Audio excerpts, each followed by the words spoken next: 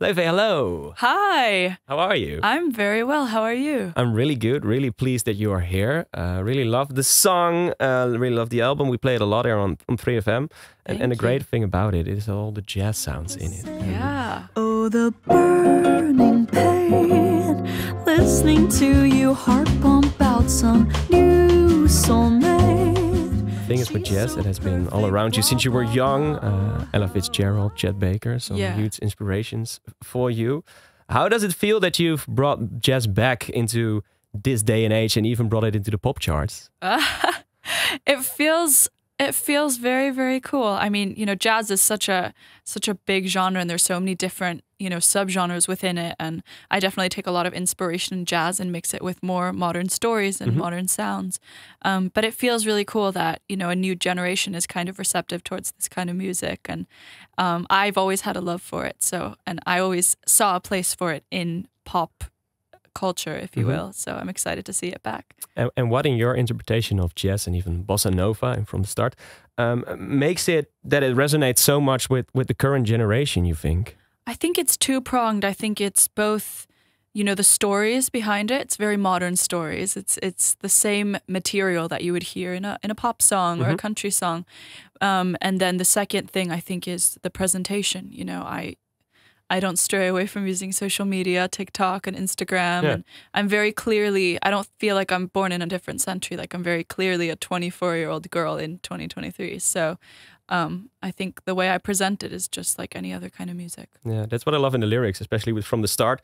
It sounds so timeless. Musically, it could have been made in the 50s, the 60s, but then the lyrics, it's about someone you fancy, but that person that doesn't like you back. Doesn't like you back, and then you even use the line that the person is talking about a soulmate he's met, and then you see blah blah blah, and that literal blah blah blah is in the lyrics, and it makes it go back to, oh, it's still current time, because you would not hear that in a song from the 50s or 60s. Exactly. I love blending those worlds. Yeah? Yeah, it's so much fun. So good. Yeah. Is it something you try to do with all your songs, like make it in the lyrics more Definitely 2023? Yeah. Oh, absolutely. I mean, I'm not, you know, trying to talk in a way that it would be back then, you know. I talk very much like, as you can tell, I talk very much like a modern girl, and with TikTok slang and stuff. But I have so much fun mixing those worlds together, and I love that it finds some sort of,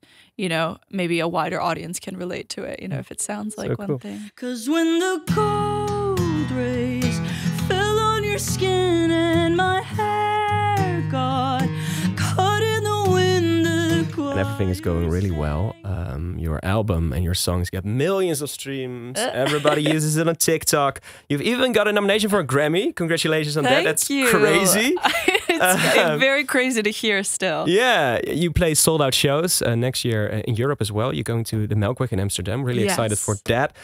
But is there still anything to dream about with all these achievements? And what is that dream then? Oh my God. I mean, my dream is just to I've already done way more than I ever thought I possibly could, especially with the kind of music I make.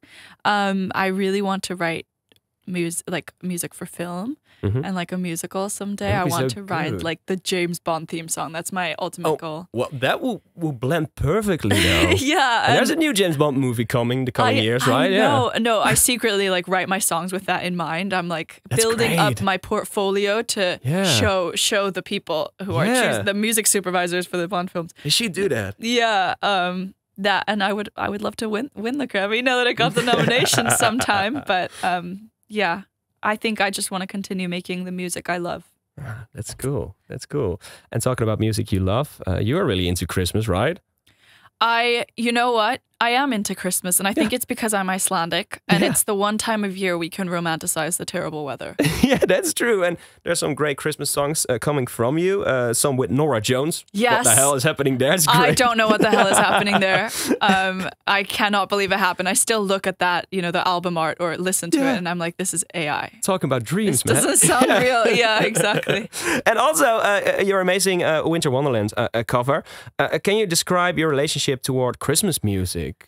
Was there some Icelandic Christmas music you grew up to? What were some classics you loved? Absolutely. There's so many Christmas songs. I think, Christmas music is kind of the one time of year that the whole world listens to jazz music. Yeah, that's true. Yeah.